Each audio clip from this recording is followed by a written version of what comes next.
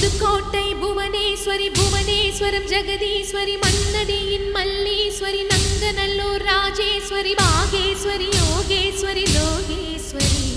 Melmalayanur